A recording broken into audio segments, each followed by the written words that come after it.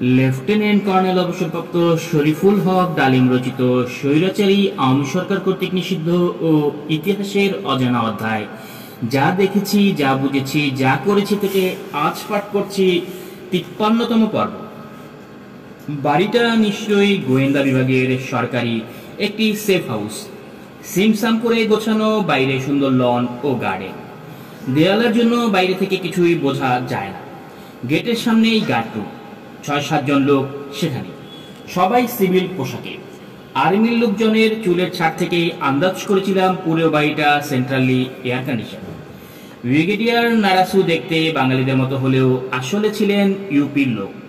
পরে জেনেছিলাম lunch server করা হল ডাইনিং রুমে। ব্রিগেডিয়ার ওমান সিং, ব্রিগেডিয়ার নারাসু এবং আমরা সবাই একসাথে খেলাম।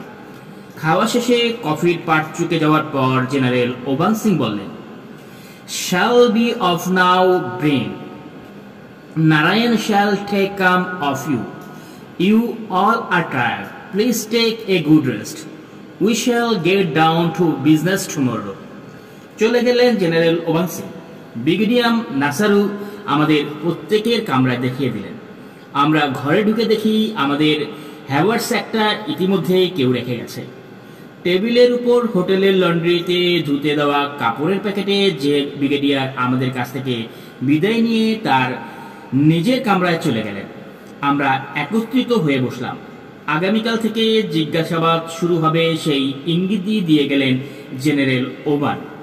বিকেলে ব্রিগেডিয়ার নারাসু আমাদের নিয়ে গেলেন শপিংয়ে। 2 প্রস্ত করে রেডিমেড কাপড়, স্লিপিং স্যুট, স্লিপার, টুকটাক নিত্য প্রয়োজনীয় জিনিস সবকিছুই কিনলাম। আমাদের কিছুই বিল পে করতে দিলেন না তিনি। আমরা অতিথি, সব দায়িত্বই ভারত সরকারের। এই যুক্তি দিয়ে সব বিল ব্রিগেডিয়ার চুকিয়ে দিলেন। কেনাকাটা সেরে সন্ধ্যার পর ফিরে এলাম। সে রাত্রে গল্পচ্ছলে ব্রিগেডিয়ার নারাসু আমাদের প্রত্যেকের ব্যক্তিগত জীবন, পরিবার, আত্মীয় স্বজন সম্পর্কে অনেক কিছু বিস্তারিতভাবে খুঁটিয়ে খুঁটিয়ে জিজ্ঞেস করে নিলেন। পরের দিন সকালে এলেন জেনারেল ওমান সিং, তার সাথে 4 জন ভদ্রলোক। জেনারেল তাদের পরিচয় করে দিয়ে চলে গেলেন। শুরু হলো ইন্টারগ্রেশনের পালা, কখনো একসাথে বা আবার কখনো আলাদাভাবে। অনেক প্রশ্নের জবাব লিখিতভাবে দিতে হলো। একটানা 4 দিন 4 রাত চলল ইন্টারগ্রেশন।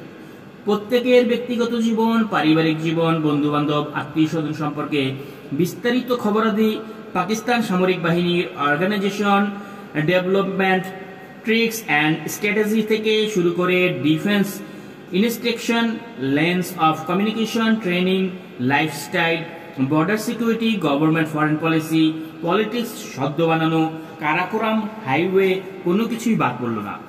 সকল জবাবই বিস্তারিতভাবে লিখে দিলেন তারা। তাদের সব প্রশ্নেরই সাধ্যমতো জবাব দেওয়ার চেষ্টা করলাম আমরা। আমাদের জবাবের সত্যতা যাচাই করার জন্য ক্রস চেক করা হলো সিস্টেমেটিকলি।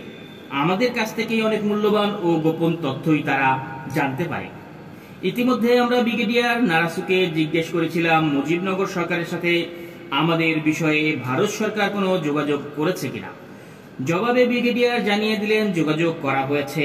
অল্প কিছুদিনের মধ্যে বাংলাদেশের অস্থায়ী সরকারের কয়েকজন নেতা আসছে দিল্লিতে, তাদের কাছেই আমাদের হ্যান্ডওভার করে দেওয়া হবে।